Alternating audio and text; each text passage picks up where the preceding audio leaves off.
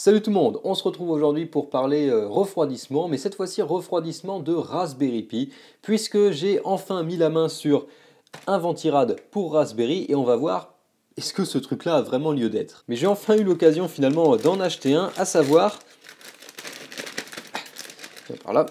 la fameuse Ice Tower qui permet de refroidir les Raspberry Pi, donc principalement Raspberry Pi 4, mais apparemment également compatible Raspberry Pi 3B+, et Raspberry Pi 3. C'est sans doute le plus petit ventirad que l'on peut acheter pour le moment, qui visiblement n'a pas échappé à la folie du RGB. Visiblement ça a été designé par S2Pi, 52Pi, non, S2Pi certainement. Ça vient donc de chez Seed Studio et Innovate with China. Bon, visiblement, ils n'avaient pas envie de mettre Made in China. Donc on va voir un petit peu ce qu'il y a dans la boîte. Donc qu'est-ce qu'on a là-dedans? Ok, oh, on a visiblement un petit mode d'emploi. Plutôt sympa le mode d'emploi. Donc visiblement, on a des pads thermiques qui sont inclus, compatibles donc Raspberry Pi 3, 3B+, 4. On devrait même trouver un tournevis. Et oui, on a donc un ventilateur avec des LED. Ce mode d'emploi est juste génial, parfaitement détaillé, en couleur, alors que c'est un truc qui est tout petit, qui fait même pas la taille d'un Raspberry. Donc ça c'est plutôt sympa. On a un peu de mousse, on a également... Donc on a deux supports pour fixer le ventirad, on a tout un jeu d'entretoises, des vis, des écrous, et on a également trois pads thermiques. On a également une backplate en acrylique, encore une fois, plutôt pas mal, comme si on avait un vrai bon ventirad PC. Et donc on a le ventirad en lui-même. Ah, et j'allais oublier quand même le tournevis, donc on a même les outils de fournis. Et donc le ventirad, putain, il est juste minuscule. Waouh, ce truc-là est juste minuscule. J'hésite entre me dire que c'est un petit peu ridicule d'avoir un ventirad aussi petit, ou me dire que c'est juste trop cool d'avoir un ventirad miniature.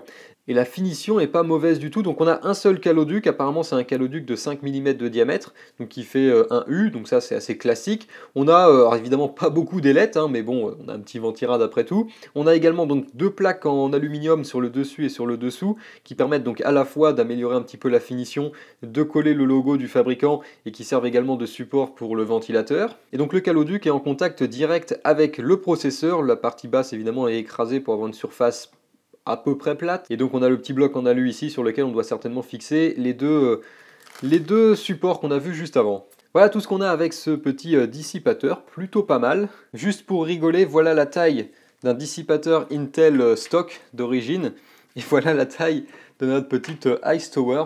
Intel n'en est pas encore à donner des trucs aussi petits. Enfin, il faut dire qu'avec leur dernier processeur, ça risque pas d'arriver. Quoique avec certains de leurs processeurs, ils donnent carrément rien du tout, donc c'est encore mieux. Donc ce qu'on va faire maintenant, c'est qu'on va l'installer sur mon Raspberry Pi 4. Donc j'ai mon Raspberry Pi 4 que j'ai depuis maintenant quelques temps déjà, avec donc ce qui était donné à l'origine, à savoir donc un petit dissipateur comme ça en cuivre sur le processeur. On a deux petits dissipateurs également, donc ça c'est le contrôleur USB, ça c'est la mémoire RAM, et donc un petit ventilateur comme ça, qui est un ventilateur de quoi 25 mm probablement, pour donc souffler sur le dissipateur et maintenir les températures à un niveau correct. Donc j'ai fait quelques mesures, je vous donnerai quelques résultats un peu après. Le gros souci que j'ai avec ce truc là, c'est que ce ventilateur est vachement bruyant, donc on va voir si un ventilateur un peu plus gros, avec surtout un dissipateur mieux que juste un petit bloc de cuivre, on va voir si ça fait du meilleur boulot tout en restant plus silencieux. Évidemment, je vais devoir retirer mon Raspberry Pi de son boîtier actuel. Donc je vais être obligé d'enlever les deux dissipateurs processeur RAM, donc on va essayer de faire les étapes dans l'ordre. Il faut commencer par installer les deux supports sur le ventirad. Les deux ne sont pas identiques, il y en a un qui est numéroté 1, l'autre qui est numéroté 2, donc évidemment il faut faire attention de quel côté on doit les mettre.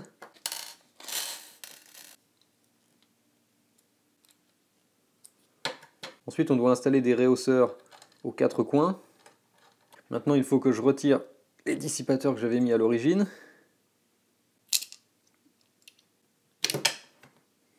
On peut ensuite installer un des pads thermiques qui sont fournis. C'est mieux de penser à enlever le scotch quand même, enfin l'espèce de plastique de protection. Donc visiblement ensuite il faut installer le Raspberry Pi sur le dissipateur ou le dissipateur sur le Raspberry Pi.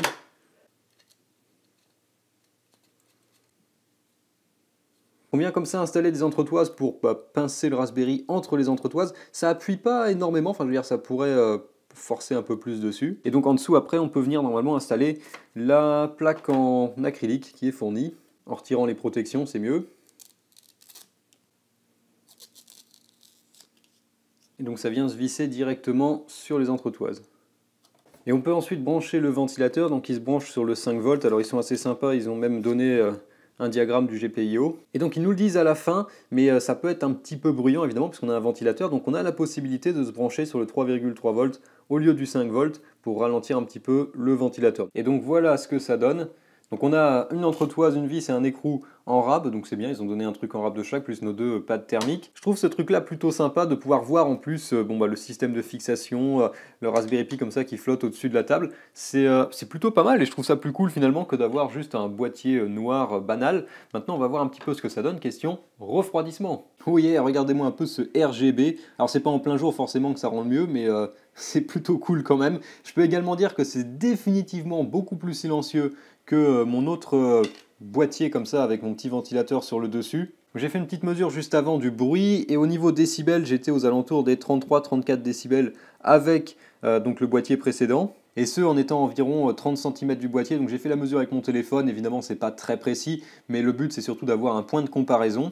Avec cette Ice Tower, je relève environ 27-28 décibels avec le même test, donc définitivement plus silencieux, et en plus de ça le bruit est pas le même, on a un bruit qui est moins aigu, en fait ce truc là fait un bruit assez chiant, un bruit qui est assez aigu, assez entêtant, alors que ce truc là fait plus un bruit de soufflerie un peu plus agréable. Donc évidemment ce truc là va pas battre des records en termes de quantité d'air déplacé, mais pour un ventilateur de 40 mm, surtout un ventilateur 5 volts, c'est plutôt classique. Maintenant je vais faire quelques tests et je vous retrouve avec les résultats.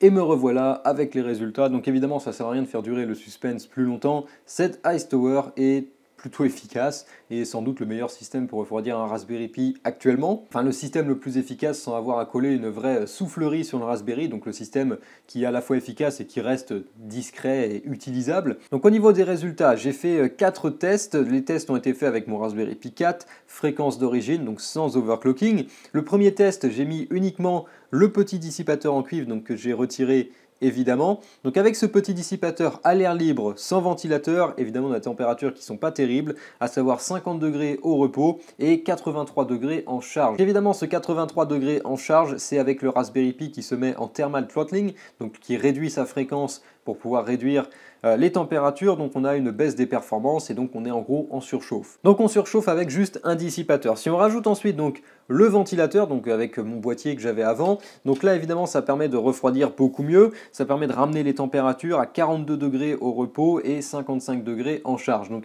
simplement avec un petit dissipateur comme celui-là et un ventilateur par-dessus, ça permet déjà de refroidir un Raspberry Pi sans aucun problème, même un Raspberry Pi 4.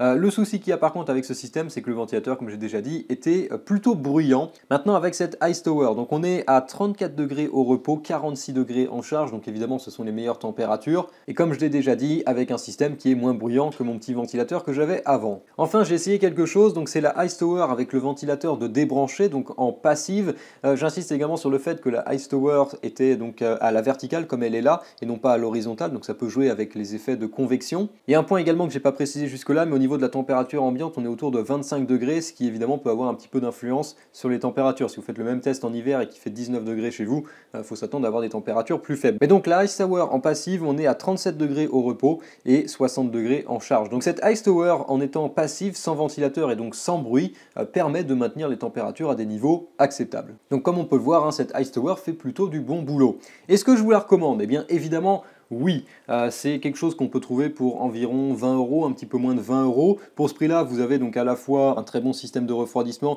et également quelque chose qui fait office de boîtier finalement, parce qu'il n'y a pas trop possibilité de mettre le Raspberry Pi dans un boîtier après ça. Et donc pour 20 € ou un petit peu moins de 20 €, ça peut être un bon accessoire pour Raspberry Pi si on a envie évidemment de se faire plaisir. Encore une fois, ça reste un accessoire que je conseille si vous avez envie de vous faire un petit peu plaisir. Évidemment, on peut refroidir un Raspberry Pi avec autre chose. Il existe plein d'autres dissipateurs. Un petit dissipateur comme celui-là avec un petit ventilateur au-dessus, c'est suffisant et ça coûte évidemment moins cher. Je vous mettrai évidemment le lien dans la description pour ceux qui souhaiteraient acheter ce mini ventirad, puisque pour le coup vous pouvez acheter sans doute le ventirad le plus petit du marché. Voilà, c'est tout ce que j'ai pour aujourd'hui. Si vous avez des questions, n'hésitez pas à les poser dans les commentaires. Si vous avez aimé cette vidéo, n'hésitez pas à la liker, n'hésitez pas à la partager, n'hésitez pas à vous abonner si ce n'est pas déjà fait. Désolé d'ailleurs parce que la prochaine vidéo sera également un petit peu sur le sujet du Raspberry Pi, puisque ça va être le retour de l'OctoShield. J'ai enfin terminé ce projet, donc la prochaine vidéo sera également là-dessus, enfin va également parler un peu de Raspberry Pi. Habituellement j'essaye de varier un peu les sujets, mais là je risque d'avoir au moins 2 vidéos à suivre avec un sujet relativement similaire, en tout cas avec quelque chose en commun. Voilà, donc c'est tout pour aujourd'hui. J'ai rien à ajouter, donc je vous dis salut à tous et à la prochaine.